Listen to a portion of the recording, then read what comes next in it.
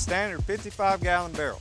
As this barrel rotates, it creates a circular motion that allows the barrel to roll forward and back. Now, camshaft, as that rotates, it creates a linear motion that opens and closes valves on your engine.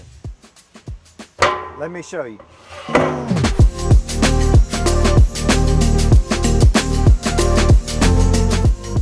So this is a camshaft. This specific camshaft came from a 1987 Honda motorcycle. And what it does is it opens and closes your valves in tune with the crankshaft to allow air in and exhaust out.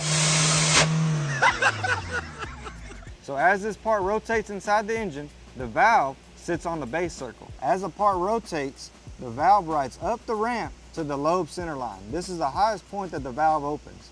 Then as the part keeps rotating, it starts its descent down the downward slope all the way back to the base circle. And it does that for each lobe. And this part does it at thousands of RPMs inside your engine block. And I'm showing you this because a camshaft similar to this one is in my car, your car, and any car on the road that has an internal combustion engine. When this camshaft was made, it was probably made to a camshaft grinder, and at the time that was probably some of the most advanced modern technology. But today we're going to go ahead and reprogram it on our Studer S41 and match the lobes up perfectly and get an amazing finish. And I'm going to show you how I did it. So after we probe, it told the machine where our C-axis 0 is. That's where we told our program to start at C0. So now our first lobe is in position 0 and the wheel's going to come in and start its cycle. So the wheel rotated from our probe to our grinding wheel, so let's get grinding. Okay, we're getting close.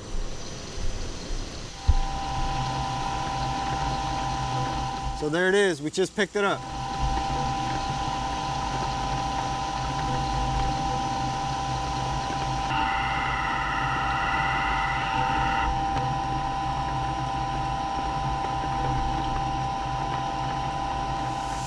Woo, check that finish out. So now that we've got the first one ground, we're gonna go ahead and grind the next 3.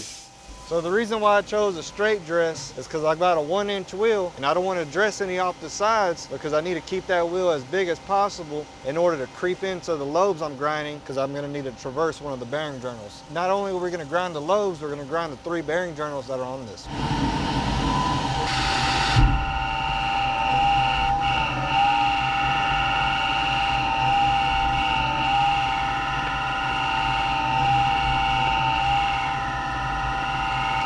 So there's 2 main types of camshafts. There's the ones that are cast and ground into size, and there's the ones that are made out of a single billet of material that actually machined out and then ground to final size. We have a cast one that's been induction hardened on each one of the lobes and on each one of the bearing surfaces. This is why centers are important. The centers create an imaginary line through the workpiece that the lobes and the ODs run to. The thick part of this lobe is called the base circle, and that runs concentric to the center line of this part. And even though the lobe itself is off center, the lobe itself runs true to the center line of this part. Fire in the hole! All right, so now that Travis is gone, let me tell you about these wheels. So in today's video, we use an 80 grit I wheel straight from Tyrolit. Tyrolit offers amazing wheels that fit the right applications that fit your needs. If you want to check out more wheels like this 80 grit H wheel from Tyrolit, make sure you check out our online store at titansofcnctooling.com. As the wheel is grinding the base circle, it's the furthest end of this part. As it rotates around and the lobe comes out, the wheel backs off in order to allow it to grind, and then as it rotates, it's going to feed back in until it touches the base circle.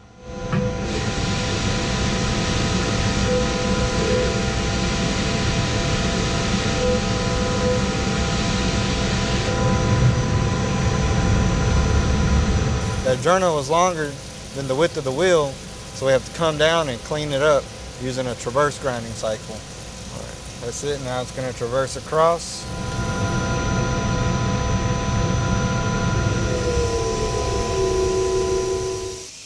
Perfect. So now that we're finished with the first side of this part, we're going to go ahead and take it out of the machine, flip it, attach the clamp to a non-ground surface, and grind the last journal. Okay, now that our part is completely ground, as this part is spinning inside the machine, you can see that the lobes are placed at different angles that are in line with your crankshaft, and this is a timed sequence that operates your engine at max efficiency.